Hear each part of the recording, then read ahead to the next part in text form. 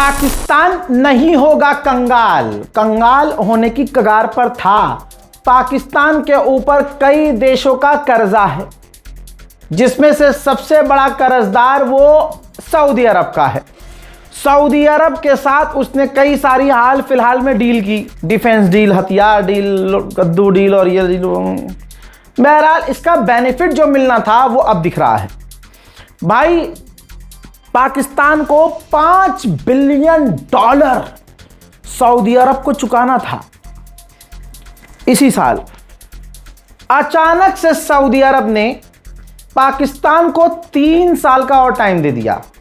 कोई बात नहीं, कर्जा आप 3 साल बाद चुकाना, और ये होना ही था। यही तो वजह है कि पाकिस्तान की सरकार ने अरब देशों से और दूसरे अरब देशों से भी, सऊदी से कर ही लिया है, दूसरे अरब देशों के साथ डील कर रहा है, डिफेंस डील, ताकि जिन जिन से उधार खींचा हुआ है वो प्रेशर न बनाए। पाकिस्तान को शुक्रिया अदा करना चाहिए ईरान का कि ईरान ने अरबों को इतना मारा कि इनको उल्टा पाकिस्तान से डील करनी पड़ गई। अब पाकिस्तान से डिफेंस डील कर ली तो फिर पाकिस्तान तो और खींचेगा पैसे, और जो पहले रकम दे रखी है उसका भी टाइम मांग लेगा, और वो मिल भी गया है। पाकिस्तान ने मौके पर चौका मारा है। सलाम, नमस्ते, सत श्री अकाल। मैं हूं रजा, आप देख रहे हैं रजाग्राफी अनस्क्रिप्टेड की सबसे खास रिपोर्ट, अंतरराष्ट्रीय प्राइम टाइम रिपोर्ट, पूरी दुनिया की तमाम बड़ी खबरों वाली एक रिपोर्ट। पाकिस्तान के अंदर चीन के काफी सारे प्रोजेक्ट चल रहे हैं। आपने सुना होगा कि पाकिस्तान के अंदर आतंकवादी हमलों में कई चीनी मारे गए, कभी इंजीनियर मारे गए, कभी आम चीनी लोग मारे गए, कभी अधिकारी मारे गए। चीन पाकिस्तान पर बुरी तरह से कई बार भड़का, जिसके बाद पाकिस्तान ने स्पेशल फोर्स तैनात की चीनियों की सुरक्षा के लिए। लेकिन बलोचिस्तान के अंदर चीन का जो प्रोजेक्ट चल रहा था भाई, वहां पर बलोच लड़ाकों ने 6 चीनी मजदूरों को गोली मारकर कत्ल कर दिया, जिसके बाद पाकिस्तान की सरकार के हाथ पैर फूल गए हैं। उधर सालाना रिपोर्ट के अंदर पाकिस्तान ने बताया है कि पाकिस्तान के अंदर सन 2026 में 3145 हमारे पाकिस्तान में आतंकी हमले हुए हैं, जिसके अंदर 303 पाकिस्तानी फौजियों की, और कहा जा रहा है कि 819 आम पाकिस्तानियों की मौत हो गई है। लेकिन पाकिस्तान सुअर की औलाद ये नहीं बता रहा कि खुद कितना आतंक पीओके में मचा रहा है।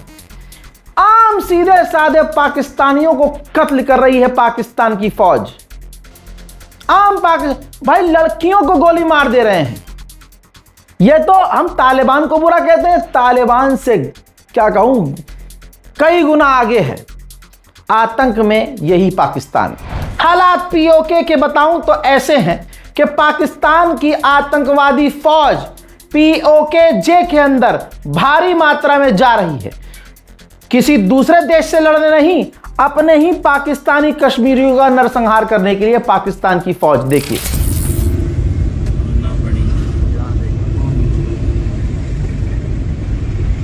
आप सोच नहीं सकते कि पाकिस्तान कितना गुनाह कर रहा है। पाकिस्तान की जो हिजड़ी फौज है, पीओके के अंदर कश्मीरियों के घरों में घुसकर औरतों और बच्चों को मार रहे हैं।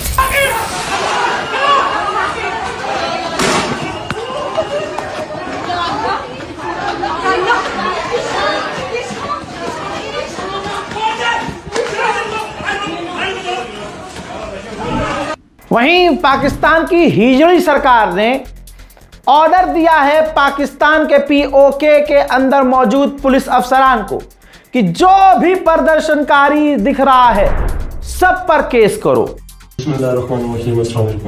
आज पाकिस्तान चांद के नॉर्थ और साउथ पोल दोनों पे पहुंच चुका है। आज पाकिस्तान ने तमाम कर्जे उतार दिए जी। आज पाकिस्तान बल्कि मैक्रो कर्जा देने की सोच रहा है, और आज पाकिस्तान में बिजली जो है वो वाफिर मिकदार में है। सोच रहे हैं किसी गरीब मुल्क को दे दें, ईरान वगैरह या अफगानिस्तान वगैरह को। आज पाकिस्तान में दूध और जो है ना शहद की नहरें बह रही हैं, मगर सिर्फ गलत है जो पुलिस है, सिर्फ पुलिस को। उधर मुजफ्फराबाद के अंदर भी प्रोटेस्ट शुरू हो चुके हैं। जगह जगह खौफ का माहौल है। इसका जिम्मेदार कौन है?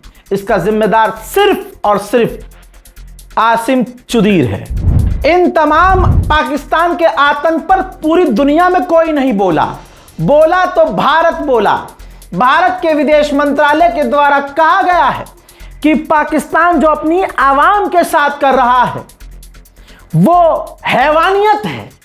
वो बात अलग है, सीजेपी में प्रदर्शनकारियों को भारत के अंदर छोटी छोटी बच्चियों पर केस किया जा रहा है, उन्हें खुद मोदी सरकार और मोदी जी पकड़वा रहे हैं, फंसवा रहे हैं, पिटवा रहे हैं, लेकिन बोलना नहीं है। ये आगे बढ़ते हैं। गजब बेइज्जती है। ताइवान की हवा निकली है। ताइवान के करीब अचानक से कई सारे चीन के युद्धपोत नजर आए हैं, जिसके बाद ताइवान ने भी अपने जहाज तैनात कर दिए हैं। अमेरिका ने और 10 और देशों ने पूरी दुनिया को वार्न किया है कि नॉर्थ कोरिया के आईटी वाले पूरी दुनिया में अलग अलग जगह फैल के आप जिन भी देश में रहते हैं वहां के सेंसिटिव डेटा को हैक करने की कोशिश कर रही है। साले चुंदी आंखें, इनकी आंखें तो पूरी खुलती नहीं है, ये पता नहीं क्या चुराने निकले हैं। बांग्लादेश के लॉ मिनिस्टर ने कहा है, कानून मंत्री ने, जैसे ही पूर्व प्रधानमंत्री शेख हसीना भारत से उड़कर बांग्लादेश लैंड करेंगी तुरंत उन्हें गिरफ्तार कर लिया जाएगा। मेरे दोस्तों, गुलाबी सुअर ने एक बार फिर से कहा है। गुलाबी सुअर ने मिनिस्ट्री में बैठकर बोला है कि हमने भारत और पाकिस्तान की जंग रुकवाई, जिस जंग में 11 जहाज गिर चुके थे, लेकिन इसके चूतड़ में कभी इतना दम नहीं रहा यह बताए कि 11 जहाज किसके गिरे थे। ठीक है, आगे इसने यह कहा है कि जब मैंने दोनों को धमकी दी, यानी पाकिस्तान और भारत को एक ही लेवल पर रख के यह धमकी दिया कि मैं तुम पर 250% टैरिफ लगाऊंगा, फिर दोनों ही चीखे, गुस्सा हुए, नाराज हुए, उसके बाद खुद कहा कि हम सीज फायर करना चाहते हैं। मोदी जी बड़े डरपोक हो यार, तुम इतने डरपोक। मैं तो नहीं कह रहा हूं ना, ये तुम्हारा दोस्त कह रहा है, मित्र। रील बनाना बंद कीजिए, रोना बंद कीजिए। मेरी माँ को गाली बकी है इन बच्चों ने, भाइयों मानो, इन्होंने मेरी माँ को गाली बकी है। छोटे छोटे बच्चे, उनको गले लगा के मार्गदर्शन करना चाहिए। अरे यहाँ गले लगाने की बात कर रहे हो, पीछे से गला दबा रहे हो। दुनिया चू नहीं है, सबको दिख रहा है। मोदी जी और मोदी जी की भीड़ नंगा डांस कर रही थी। डोनाल्ड ट्रंप नमस्ते ट्रंप, डोनाल्ड ट्रंप नमस्ते ट्रंप कर रहे थे। उसी ने नमस्ते कर करके, तेल लगा लगा कर हकीम जुल्फकार की तरह इनकी टांगें चौड़ी कर दी। अब सुनिए, औकात क्या है 56 इंच की, वो दुनिया जानती है। भारत का दोस्त रूस है, रूस से हम तेल लेते हैं। डोनाल्ड ट्रंप ने कह दिया है कि जो भी रूस और ईरान से तेल लेगा हम उस पर 100% टैरिफ लगाएंगे। अब इसमें भारत भी लपेटे में आएगा, तो 56 इंच की छाती वाले मोदी जी ने कहा है, उनकी सरकार ने कहा है कि हम क्लोजली मॉनिटर कर रहे हैं। वाह वाह, मजा आ गया। क्या दमदार सरकार है मोदी जी की। ये औकात नहीं कहने की कि लगा के दिखाए टैरिफ, हम अमेरिका के ही प्रोडक्ट बैन कर देंगे, हम अमेरिका से बिजनेस बंद कर देंगे ना, क्लोजली मॉनिटर कर रहे हैं। ब्रिक्स ऑर्गेनाइजेशन ग्रुप की समिट इस बार भारत में नई दिल्ली में होने वाला है। 18वीं ब्रिक्स की मीटिंग है ये, भारत इसे होस्ट करेगा। तो मोदी जी ने शी जिनपिंग चीन के राष्ट्रपति को इनवाइट किया और साथ में रूस के राष्ट्रपति व्लादिमीर पुतिन को भी इनवाइट किया है। भारतीय विदेश मंत्रालय ने बहुत बढ़िया काम किया और बताया कि 139 भारतीयों को रूस से हम आजाद करा चुके हैं जबरदस्ती, जिन्हें सेना में भर्ती कर लिया गया था रूस की आर्मी के द्वारा, और अभी भी 2 दर्जन लोग रूस में फंसे हुए हैं। हम काम कर रहे हैं कि उन्हें भी सुरक्षित वापस लाया जाए। नॉर्थ कोरिया ने कहा है कि इलाके में जो अमेरिका अपनी फौज बढ़ा रहा है ना, उससे जंग हो सकती है। अगर नॉर्थ कोरिया वाला चुंदा उतर गया, जिस दिन जंग में अमेरिका का अमरी और का अलग कर देगा। इंडोनेशिया के राष्ट्रपति ने कहा कि साउथ कोरिया के गवर्नमेंट के रिक्वेस्ट पर मैं रिस्क लूंगा और मैं खुद नॉर्थ कोरिया जाऊंगा और साउथ कोरिया से नॉर्थ कोरिया की बातचीत कराने के लिए मीडिएशन करूंगा। अच्छी बात है। हजरात मोहतरम, मेरे पीछे एक फाइटर जेट है। ये एक मुस्लिम देश का फाइटर जेट है। इस फाइटर जेट का नाम है कान फाइटर जेट। नहीं, ये वाला कान नहीं, और तुर्किश होगी कोई लैंग्वेज। तो ये तुर्की का 5th जनरेशन का एडवांस फाइटर जेट है। तुर्की ने अब दिन के उजाले में दुनिया के सामने इसका सफल परीक्षण कर लिया है। आइए थोड़ा हिंदुस्तान का हाल भी दिखा देता हूं। भैया, जब से आरएसएस वाले मोदी के हाथ में ये हमारा भारत गया है, बेड़ा गर्क हो रहा है। अब टीम इंडिया जो हॉकी वाली टीम है हमारी, उसका भी पूरी तरह से बेड़ा गर्क करने में मोदी सरकार लगी हुई है। भाई, पहले जर्सी हमारी इंडिया की अंधा भी देखकर पहचान लेता था कि भाई ब्लू जर्सी यानी इंडिया। यहां इन्होंने क्या किया है, एक गंदा सा अजीब सा मतलब वो कर दिया है। ऑरेंज जूता, ऑरेंज कच्छा, ऑरेंज भाई शर्ट, सब कुछ ऑरेंज ऑरेंज कर दिया है। हॉकी टीम की भगवा जर्सी देखकर पूर्व कप्तान वीरेन भी भड़क गए हैं। बोले, हमारी पहचान हमेशा से ब्लू रही है, ये शर्मिंदा करने वाला है। कोई आम आदमी दोगला हो तो समझ में आता है, कोई आम आदमी हरामी हो समझ में आता है, लेकिन एक देश का प्रधानमंत्री इतना झूठा, इतना मक्कारी कर रहा हो, चेयर पर बैठकर, इतने सुप्रीम पद पर बैठकर। मैं तो प्रधानमंत्री नहीं कहता मोदी को, मैं कहता हूं इस देश के राजा है। लेकिन एक राजा कितना दोगला हो सकता है। जहां ये रोज रीलबाजी कर रहे हैं, आज की ताजा रील में उन्होंने कहा कि मैं, जिन्होंने मेरी माँ को गाली बकी, मैं उन्हें माफ करना चाहता हूं। अरे माफ करना मैं उन्हें गले लगाना चाहता हूं, मार्गदर्शन करना चाहता हूं उनका।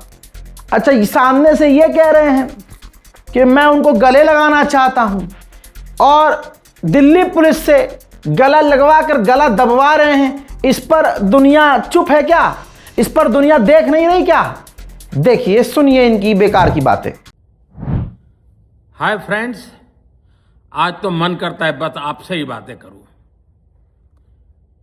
जंतर मंतर पर जो कुछ भी हुआ, देश और दुनिया ने देखा है। कुछ शरारती बच्चों ने भद्दी भद्दी गालियां बोली। किसी भी सभ्य समाज को शोभा न दे ऐसे शब्दों का प्रयोग किया गया। मुझे तो गालियां दी गई, मेरी स्वर्गीय माता को भी गालियां दी गई। न जाने कितना भद्दा स्वरूप था। लेकिन मैं आज बात करना चाहता हूं कि बचपन में गलतियां होती हैं। हालात इतना दोगलापन वाला है कि आप सोच नहीं सकते। और हिंदू कितना दोगला हो चुका है, मुझे बोलने की जरूरत नहीं है।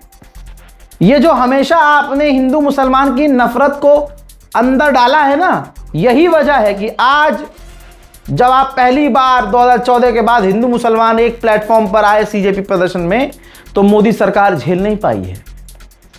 आप सोचिए, अगर चींटी मुसलमान के पैरों से मर जाए तो शोर मच जाता है। ये खुद अपने भगवान का पैसा चुरा ले तो रिपोर्ट नहीं आती है। ऐसे ही इस खबर को आप नहीं देखेंगे। खबर यह है कि ये जो आप व्यक्ति को देख रहे हैं, सोने का मुकुट है, उत्तराखंड की बात है। बद्रीनाथ धाम स्थित आश्रम से भगवान बद्री नारायण का सोने का मणि जड़ित मुकुट चोरी कर लिया गया है। इस मामले में साधु राघव राम पाठक उर्फ राघव दास की गिरफ्तारी हुई है। वो यूपी के जिला श्रावस्ती के रहने वाले हैं। मुकुट बरामद हो गया है, लेकिन आपने देखा कि किस तरह से पंडित जी का जो मुंह है वो ब्लर करा गया है। ये है आज के दोगले दूसरे समाज की हकीकत। मुसलमान होता तो प्राइम टाइम डिबेट में ब्रेकिंग न्यूज में चल रहा होता।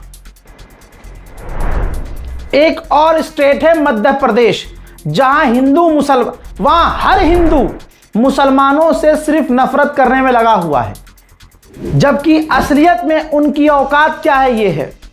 मध्य प्रदेश के अंदर एक एम्बुलेंस के अंदर ऑक्सीजन नहीं।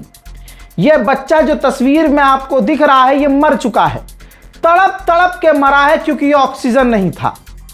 सरकारी एम्बुलेंस में ऑक्सीजन खत्म होने से बेटे ने माँ बाप की गोद में दम तोड़ दिया है। एक माँ बाप के लिए इससे बुरा क्या होगा, लेकिन यही बोया है तुमने तो यही मिलेगा, क्योंकि पिछले कई सालों से मंदिर चाहिए, रोटी नहीं चाहिए, मंदिर चाहिए, मोदी चाहिए। माफ कीजिए।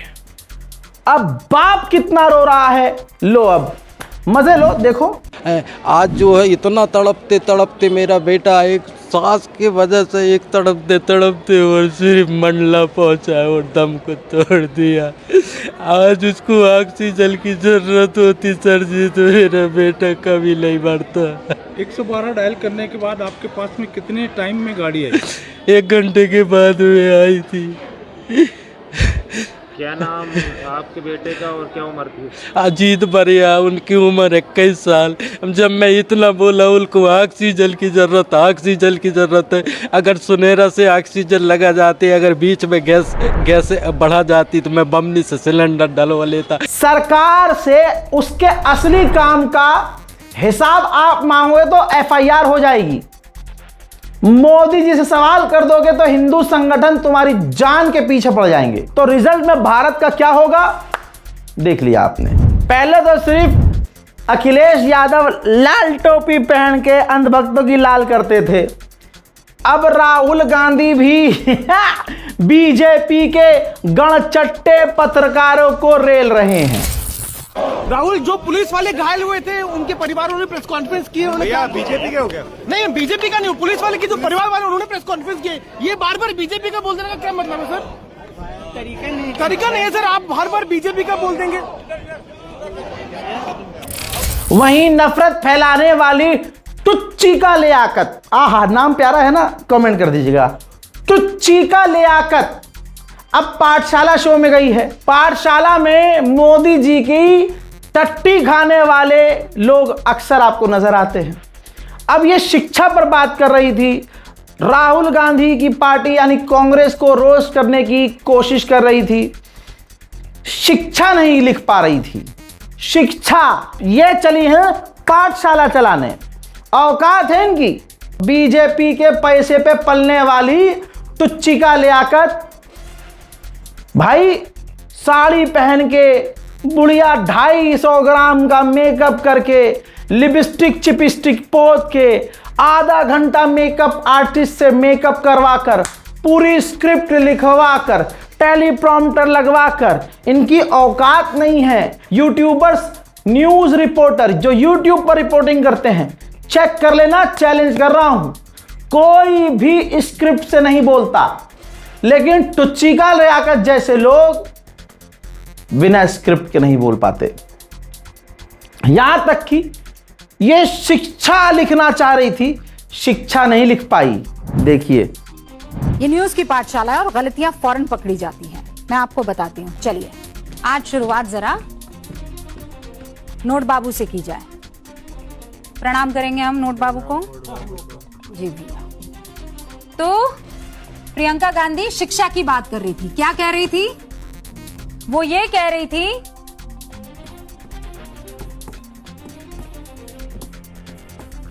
रही थी कि हम ये देख रहे हैं कि ये सरकारें शिक्षा का बजट गिराते चली जा रही है। अबे पहले पाठशाला तू ले जाकर हमारे देश का बेड़ा गर्क मत कर। टुच्ची का लियाकत, एक लंबे समय तक बीजेपी का गूंज चाटने वाला शहजाद पूना वाला, जो पूना में तो नहीं कहीं और मिलता ही रहता है, रिजाइन दे दिया है बीजेपी से। अब कहेंगे भाई बहुत अच्छा काम किया, इस पे आपको तारीफ क्यों करें।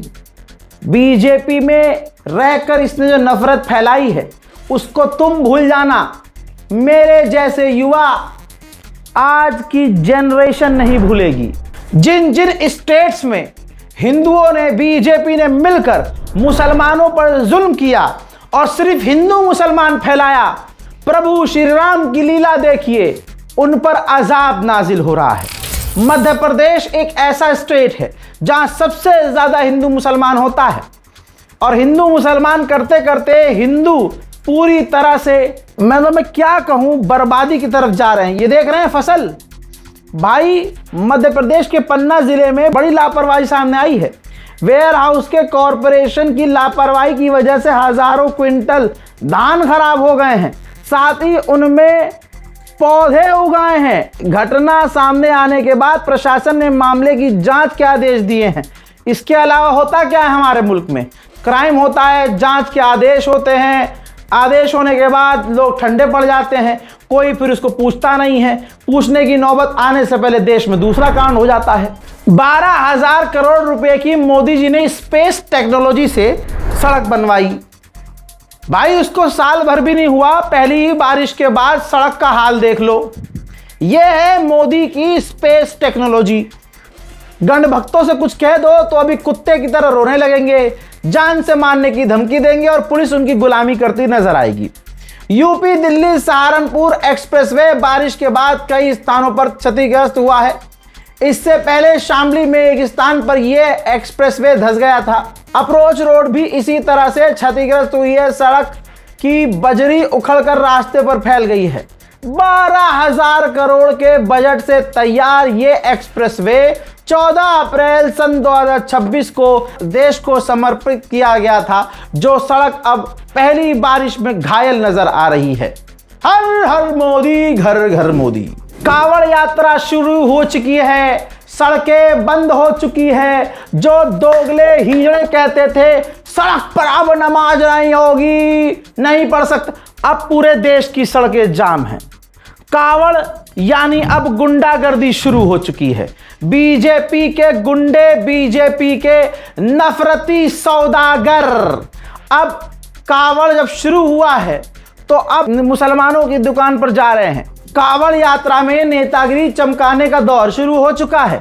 हिंदूवादी नेता सचिन सिरोही अपने जत्थे गुंडे के साथ, तमाम गुंडों के साथ मुस्लिम होटलों को पकड़ने पहुंचे। दीपक होटल का मालिक मुर्तजा है। यह दावा किया गया कांवड़ यात्रा में इस होटल की सेवाएं पहले से बंद थी। इस बंद की जानकारी पुलिस को भी थी। सचिन सिरोही मेरठ से हरिद्वार मुस्लिम होटल पकड़ो अभियान चलाने का ऐलान कर चुके हैं।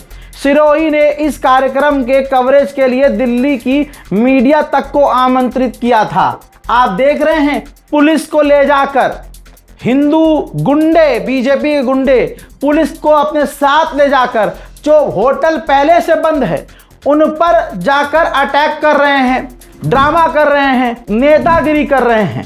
सोचिए आज के ये मोदी वाले हिंदू, क्योंकि ये अपने काम में इतना फ्रॉड करते हैं, धोखा देते हैं, लूटते हैं, तो इनका काम तो चलता नहीं है। मुसलमान साफ सुथरे, पाक पाकीज़ा, सफाई सुथराई और तो और बढ़िया खाना, ईमानदारी से बिजनेस करना, तो सारा जो झुंड है वो इन्हीं के पास जाता है।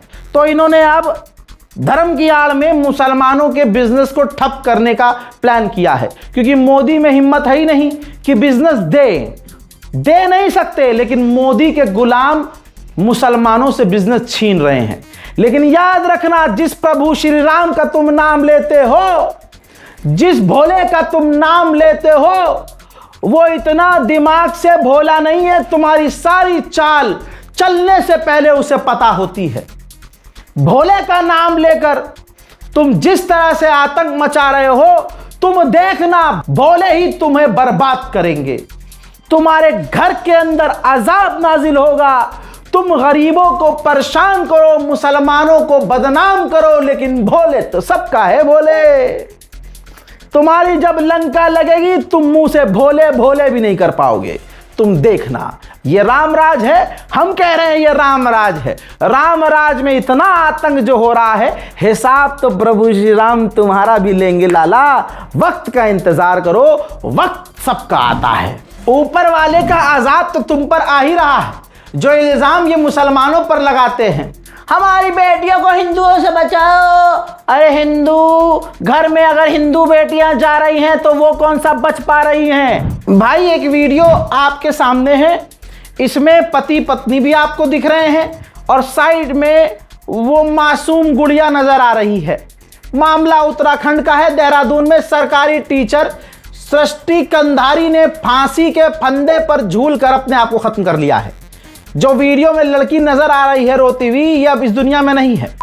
इससे पहले एक वीडियो बनाया जिसमें वो बता रही है कि उसके ससुराल वाले उसे मनहूस कहते हैं। इन लोगों की सोच कभी चेंज नहीं हो सकती। अब यह सब सहा नहीं जाता। सॉरी मम्मी, सॉरी गुड़िया, सॉरी रुचि। सृष्टि की शादी 8 महीने पहले राज्य सचिवालय में निजी सचिव सौरभ रतूड़ के साथ हुई थी। सोचिए, राज्य सचिवालय में सरकारी विभाग में यह काम करता था कुत्ते का बच्चा रतूड़ी, सौरभ रतूड़ी, इसके साथ शादी हुई थी। सृष्टि का आरोप है कि दहेज के लिए उसे प्रताड़ना की गई। अब सोचिए, यह हिंदुओं के घर का हाल है जो ऊंची जाति के हैं, ऊंची जाति वाले, ठीक है, ऊपर से दोनों सरकारी नौकरी वाले। एक तो मोदी का गुलाम था सरकार में काम करने वाला। पैसे की कमी तो होगी नहीं, लेकिन फिर भी एक घटिया इंसान अपनी पत्नी की जान ले गया। तो हिंदू लड़कियों से कहूंगा, भाई तुम मुसलमानों से दूर रहो। मैं खुद कहता हूं ये बात, अपने में करो, लेकिन अपने में भी कर रही हो तो कौन सा तुम सेफ हो। इसलिए कभी भी ऐसे परिवार में शादी मत करना जो मोदी समर्थक हो। अंधभक्तों से दूर रहना। मोदी सरकार और मोदी को अपना बाप मानने वालों से कभी शादी न करना। फिलहाल के अंतरराष्ट्रीय प्राइम टाइम में नेशनल प्राइम टाइम तड़के के साथ आज के लिए इतना ही। इस रिपोर्ट को शेयर कीजिए, चैनल को सब्सक्राइब कीजिए, दुआओं में याद रखिए। जय हिंद।